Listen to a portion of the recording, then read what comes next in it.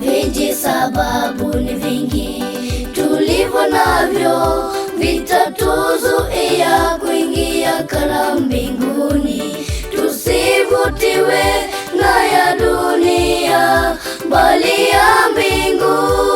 Tusivutiwe na ya dunia, bali ya mbingu. Vijisababu ni vingi tulivyo navyo, vitatuzuia kuingia karamu mbinguni. Tusivutiwe na ya dunia, bali ya mbingu. Tusivutiwe na ya dunia, bali ya mbingu.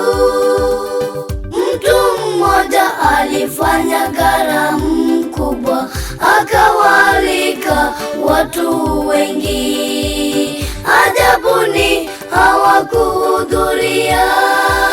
Mtu mmoja alifanya